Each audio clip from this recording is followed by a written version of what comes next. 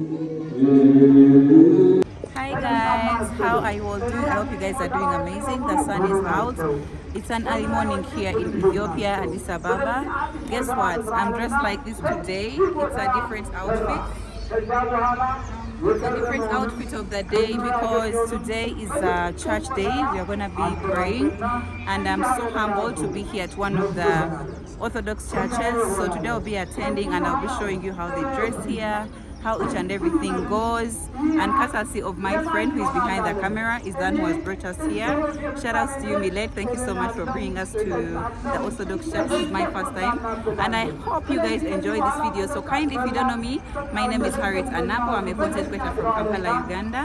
Kindly subscribe to the channel if you haven't already, and come along. Let's go.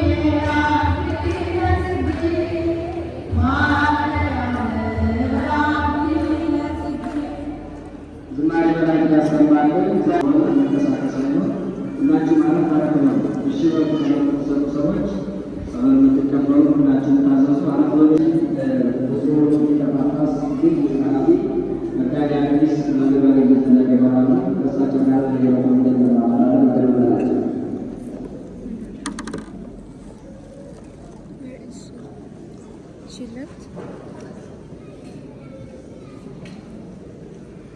በስመ አብ ወወልድ ወመንፈስ ቅዱስ አሐዱ አምላክ አሜን። በባሕርይ ወወልድ በመንፈስ ቅዱስ ቅድመ ዓለም ነበረ በባሕርይ ያለ ዓለምን አሳልፎ የሚኖር የዘመናት ባለቤት ልዑል አምላካችን እግዚአብሔር ያንን ሁሉ ጨለማ ሌሊቱን አንድዶ በራሳችን ላይ ስለፈቀደልን እኛ ሰዎች በአርአያና በምሳሌ ተፈጠርን። አፈር እንደሆን አስብ።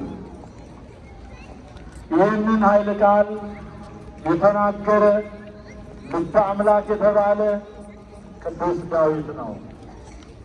እንደ ልቤ ያለው የአምላክን አምላክነቱን የሚያገለግል ሀብተ ፈውስ የተሰጠው she's my friend. She's your Orthodox. Yes, so Milat has brought us to the Orthodox Church today, and I wanted to attend.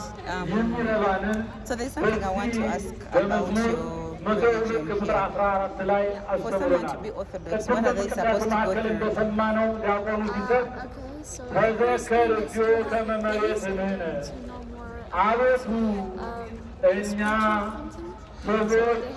አፈር እንደሆን አስብ። ሰብእሰ ከመሳዕር መዋዕሊሁ የሰው ልጅ ሕይወቱ ዕድሜው እንደ ሣር ነው አለ። እውነት ነው። And then there's something I saw in church. I saw people holding flowers. Why is it like that? okay. So yesterday was annual celebration of Saint Mary. እንደ አርአያውና እንደ ምሳሌው ሲመጡ ሥላሴ ከጭቃ ነው የሰሩት። ከጭቃ ከሰሩት በኋላ ሥላሴ እፍ አሉበት። እዚያ በኋላ ነፍስ ዘራ። ነባቢ ለባዊ ሕያዊት የሆነች ነፍስን ዘሩለት ሥላሴ፣ ሰጡት ሥላሴ። ታዲያ እንደ ሥላሴ መልኩም አርአያውም ሆነ። ነገር ግን ምንም እንኳን መልካችን አርአያችን I feel like this church hosts like a lot of people. You see people guys sitting outside.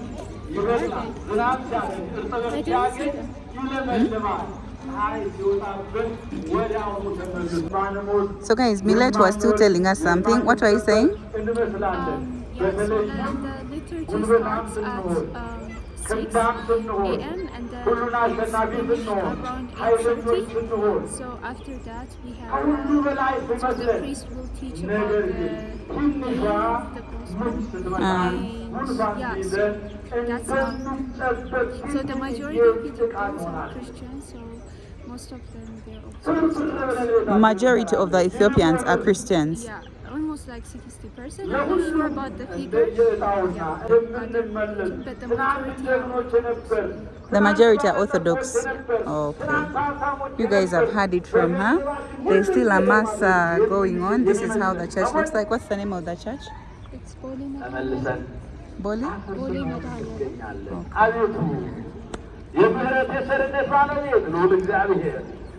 በምሳሌም ነገራቸው እንዲህም ሲል አንድ ባለጠጋ ሰው እርሻው እጅግ ፍሬያማ ሆነችለት።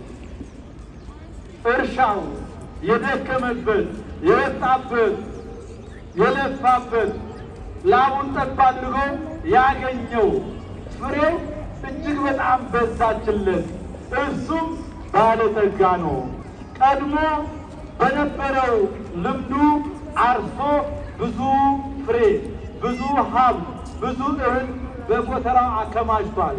ይልቁንም በዘመኑ በወቅቱ ይህ ቃል በተነገረበት ጊዜ ማለት ነው። ነገር ግን ሁሉ ከንቱ ነው፣ ይህ ሰው ሀብት ሰበሰበ፣ ነገር ግን የእሱ ሊሆን አልቻለም። ይልቅም በዚህ ሀብት የማይጠፋውን ስሙን ቢተክልበት፣ ድሃ ቢያበላ፣ ቢመጸውት፣ ቤተ ክርስቲያን ቢሰራበት ሀብቱ በማይጠፋ የእነሱን ሰርተፊኬት ወደ መስጠት ፕሮግራም እንሄዳለን። ከዛ በፊት ሁሌም በየዓመቱ ጥቅምት 14 ቀን በካቴድራላችን በልዩ ድምቀት የሚከበረው የጻድቁ አባታችን የአቡነ አረጋዊ ዓመታዊ ክብረ በዓል በታላቅ ድምቀት ይከበራል። የአንድያችን ምዕመናን ታውቆታላችሁ፣ በየዓመቱ እንደሚከበር ግን ከልዩ ልዩ ስፍራ የመጣችሁ እንግዶችን ምዕመናን ካላችሁ ለእናንተ ነው ማሳሰቢያው። መጥታችሁ ጻድቁን በማክበር የጻድቁን ክብርና ዋጋ በረከት እንድታገኙ ማሳሰቢያችን ነው። ጥቅምት 14 ቀን በቦሌ ደብረ ሳሌ መድኃኔዓለም ጻድቁን እናከብራለን ማለት ነው።